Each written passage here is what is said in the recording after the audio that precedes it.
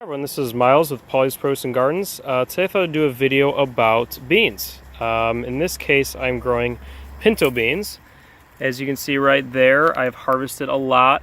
The ones there at the bottom have already been shelled, and these are the dry pods that just need to be shelled. As you can see, these are really quite dry that even with just one hand, I can pretty much shell these pretty easily. Take those beans out, and the rest of that I can just compost.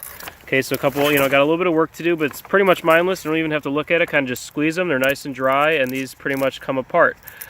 So on the plant here, you can see some of these are still green. So these are obviously not quite ready. You can see that, the beans within this pod are not quite fully ripe. So you can kind of see a difference between those and obviously the much more brown color ones you see hanging right there.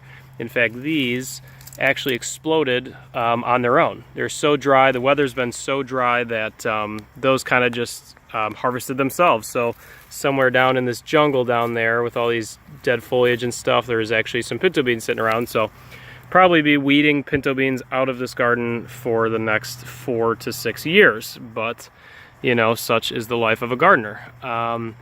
So anyways, kind of want to show you a little bit of the difference there. So of course that is an immature bean there. So if you're growing actual green beans that you wanted to just cook or saute, you would probably want to harvest these a little bit sooner than this point. As you can see the bean pod, it's kind of like firming up here. You'd want this to be thin, kind of nice and thin like you see green beans, in the store. So this is a little past due for actual green beans that you cook to eat, like it's just kind of tough. But if you were actually growing these for shelling, like I am here, then that's actually getting pretty close and you want to wait a little bit longer. So I know it can be a little overwhelming if you're kind of a first-time gardener and you're looking, how do I grow beans, and they're really actually pretty easy. And the reason I grow beans in this plot is it actually fits in with my crop rotation. So next year my tomatoes will be in this bed, and legumes like beans or peas fix nitrogen into the soil. So I chose the pinto beans because I'm actually not at my garden all the time. I'm only here about once a week. So if I were to grow this much in green beans, I would be harvesting like a pound or two, every 2 days at peak harvest. So really I was unable to keep up with that, whereas the pinto beans kind of basically just let them ripen on the vine and I can harvest them when they're fully dry. So as you can see here, I kind of have a ghetto DIY trellis. This is literally duct tape, garden stakes. Heck, we got some PVC in there. A couple things I got at a garage sale, that kind of green trellis you see right there. So it doesn't have to be fancy, it doesn't have to be pretty. In fact, probably about a month ago, you couldn't even see this at all. But beans do like something to grow up. Now this type is a semi-vining type, which means they don't get quite as tall as other types. Actually right over here, I have a volunteer bean. If you can see kind of these leaves right here. So this, I have no idea. I did not plant it there. It is a green bean of some kind, and you can see it's pretty aggressively vining. This was cut back, maybe accidentally or intentionally, I'm not really sure. But that type, is a vining type, so they could grow up to be about 6 feet tall.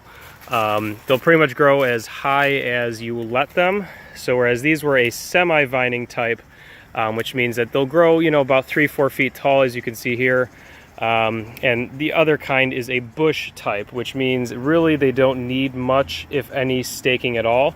They will pretty much grow on their own. They'll be about 2 feet tall. They're not as productive, but they're much more manageable than a vining type like this, which requires a trellis of some kind.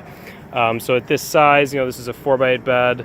Kind of just had to whip something up. Like, sure, you can buy trellises, but to really provide support for this much square footage, I think it would be kind of prohibitively expensive for me. So part of the fun of gardening is, kind of experimenting and, kind of seeing what works. So yeah, hopefully that was helpful. Growing beans is a really easy thing to do. It's easy to save the seeds, so it's kind of a good starter. If you ever want to start getting into seed saving, you pretty much let the beans dry, harvest them, let them dry a little bit, and then you put them in a bag, and you can save for next year. You can see the garden's doing pretty great still. Got some watermelons over there. Got a bunch of volunteer tomatoes. Tomatoes I did not plant, but they're kind of just going. I got some cherries over there. Cherry tomatoes, excuse me. So didn't put any of those in, but kind of letting some of those grow. See those little red flowers there? That's pineapple sage. It's growing in a little container there. And I got my brand new trellis with my gate there, so I haven't installed all that stuff yet, but yeah, a little update from Polly's Frozen Gardens, enjoying this warm weather. A lot of tomatoes still ripening up, and got my fall stuff in. So yeah, thanks for watching. Happy gardening.